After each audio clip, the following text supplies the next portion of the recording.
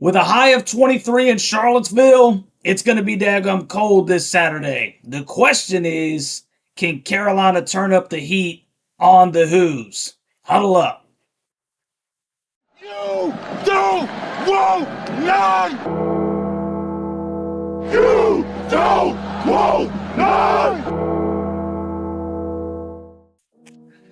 What's going on, Tar Heel Nation? It is your favorite North Carolinian, Russ, the Tar Heel, and welcome to the men's department of Carolina basketball. And in this huddle, baby, we're going to be talking about Carolina's little trip over to Whoville to take on the 14th ranked Virginia Cavaliers in an absolutely ginormous game for Carolina, man. Huge road test at noon on ESPN2. They had to move the game up a little bit because of that crazy winter storm that's supposed to be coming. So we get some noon basketball this Saturday. Now, before we dive into this matchup, do me a quick solid.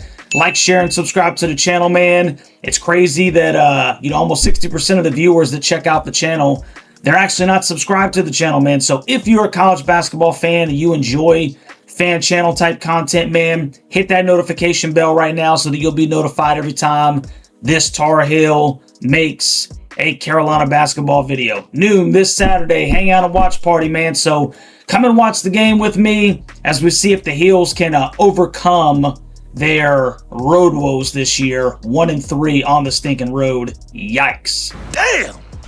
So let's go ahead and jump into this one, man. UVA is led by first-year head coach Ryan Odom, who has the Cavs, man, as one of the surprise teams in the Atlantic Coast Conference this year, with a 16-2 overall record and a 5-1 conference record right now, currently in third place in the ACC. Their lone conference loss was a triple overtime thriller against their rivals, the Virginia Tech Hokies, out there in Blacksburg not too long ago. So these guys are hooping right now, man. Winners of 5 straight, to include beating 3 teams that have beat Carolina, Cal, Stanford, and at SMU by an average margin of victory of 11 points, man. So they're not just beating them, they're beating them by double figures.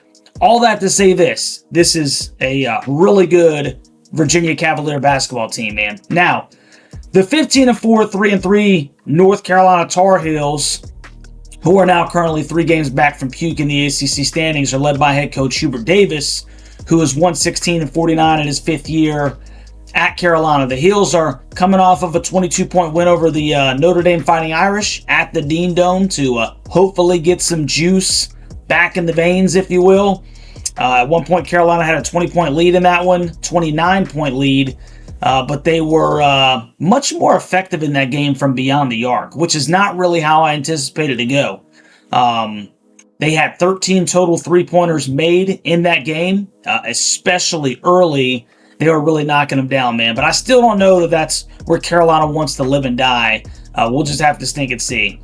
Now, like I said in the reaction video of that game, there's really not much that you can glean from beating up on a 500 team that's 1-5 currently in the Atlantic Coast Conference, especially when it's at your house. I know that that's not what people want to hear, but that's just me keeping it stinking real. We're going to see this Saturday against Virginia and Charlottesville. Now, according to sportsreference.com, Carolina and Virginia have met 151 times on the hardwood since the 1949-1950 season, with Carolina holding a crazy 108-43 record in that time span. However, the series has been much closer this century, man, where Carolina only owns a 23-22 advantage.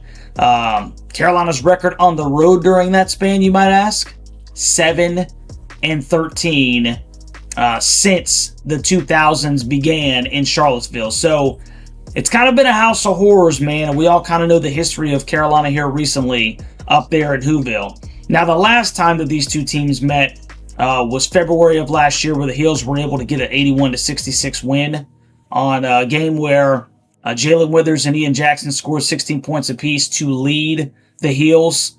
That traitor that went over to NC State, man, he had 14. And then RJ Davis had 12 with Drake Powell scoring 11. Now, none of those guys are still on this team. So, not much we can glean from that one, and that one was less than a stinking year ago. It's crazy, the landscape of college athletics today, man. It really is. So here is the tail of the tape in this one. Points per game. Carolina's averaging 82.4 to UVA's 84 flat. Carolina's averaging giving up 69.5 points per game to UVA's 67.1. Carolina's shooting 48% from the floor compared to UVA's 47.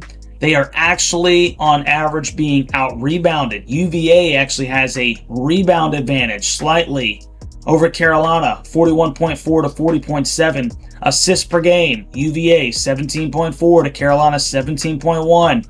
Blocks per game, UVA is averaging 6.4 blocks. That's kind of an interesting statistic considering that we are a team that our leading scorers play the 4 and the 5, man. So something to look into, something to take into consideration.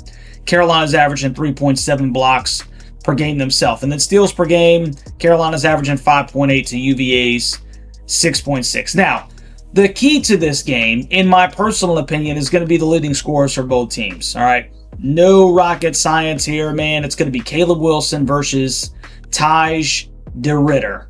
Caleb is averaging 19.8 points per game to Taj's 16.1. And Caleb is averaging 10.4 rebounds to Taj's 6.2. So much better scorer for the most part. And he's better on the glass. He's averaging more assists, 2.8 to 1.5. He's shooting at a higher clip, 58.4 to 53.3. But Taj is a better three-point shooter, 38.9% to Caleb's flat 25%. Free throw percentage, 69.4 for Caleb. DeRitter is averaging 66.7. And steals per game, Caleb is averaging almost 2 to Taj's 0.8. Now, this game is going to be a war. And more importantly so, this matchup has a chance to be a ridiculously good matchup, boys. Caleb Wilson is obviously extremely long and athletic, and he can jump out of the gym. Kid plays with an absolute chip on his shoulder. Taj DeRitter, though, while giving up an inch on him and maybe some athleticism overall, he's got 25 pounds on C-Dub, man, and he really likes to bang inside, man. Not to mention he's more than capable of hitting from deep at almost 40% on the season. Both players are going to have to play both sides of the floor in this one, and it's going to be very interesting to see which one of the freshmen here can outlast the other, man, if you will. Really going to need Henry Vasar to be very active on the help side defense when DeRitter gets that ball on the block, because I'm sure he's going to try to use that weight disparity against C-Dub and try to body him down low when he gets the rock on the blocks, man. And on the other end, let's hope Caleb can put him on a stinking poster along with all of his other Who friends. Now, Heels have got to be crisp with their passing. And when the opportunities present themselves, they're going to have to be effective on open three-point looks, man. I strongly would anticipate, if I was Hubert Davis in North Carolina, that we're probably still going to continue to see double teams down in the post. And it's going to be very incumbent on Caleb and Henry Vasar both to be crisp with their passes, man, and to find guys that are relocating after the post entry to get some really solid looks outside. And then the guys have got to stink and hit them. It's not just getting open, it's knocking down those shots. They were able to do that a little bit against Notre Dame. They're going to have to do that against Virginia if they're going to be competitive and have an opportunity to win that game. They're just going to have to be very crisp with their passing. And then Henry Vasar is going to have to be dealing with the 7-footer himself and Johan Grulo. So plenty of good basketball down in the post in this one. That's at least what I'm anticipating. Another guy that Carolina is going to have to keep their eyes on, man, is 6'5", 215-pound senior guard Malik Thomas, who went off against SMU. He was 6 of 10. Dude hit 6 threes against SMU. So we all know how the three ball has really hurt us. Do not let them get hot out there, man. I hope the Who's can stay as cold as that Virginia air inside the John Paul Jones Arena, man. Now, the ESPN matchup indicator gives the Who's a 73% chance of beating the Heels, and Carolina's currently a 6.5-point underdog according to DraftKings at the time of the making of this video. And I like, coming into this game, the underdogs, to be completely honest with you, man. It's a little a little something to prove from the boys in Carolina Blue. And trust me, there is plenty that they need to prove in this game, man. A win here would really reinvigorate the fan base and would instill a lot of hope in the future, the upcoming schedule, because it does get a little bit stiffer, if you will, as this season progresses. Carolina's got the talent, man. I don't think there's any question about that.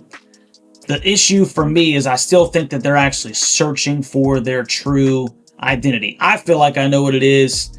Pound the ball down low, work that high post game, two-man game with Caleb and Henry as often as possible. But, HD's still tinkering with the starting lineup. We still don't have a consistent third option, scoring behind Caleb and Henry Vasar. And it really is probably going to be a very raucous environment out there in Charlottesville, man. So I 100%, along with all of Tar Heel Nation, we need Carolina to pull this one off. This is a huge basketball game that could have lasting implications for the rest of this season, man. But to be completely honest with you guys, man, if I were an impartial betting man, my cash would probably be on the Who's to get the job done, man. Here's to hoping that in that alternative reality, I'd have a little bit less cash on me Saturday stinking night, man. So you guys let me know what you think about this game down in the comment section. Tar Heel Nation and college basketball family, is your boy onto something? Or do you think there's a better chance that I'm actually on something, man? Do me a favor, like, share, and subscribe to the channel on your way out, man. Hit that like button and that notification bell. And last but not least, shout out to my daggone Huddle Hooligans, man, for supporting the channel and helping me keep these daggone lights on, man. I love you guys. Go to hell, Duke. Go to hell, State. And we'll catch you on the live reaction and watch party, baby. Go Heels.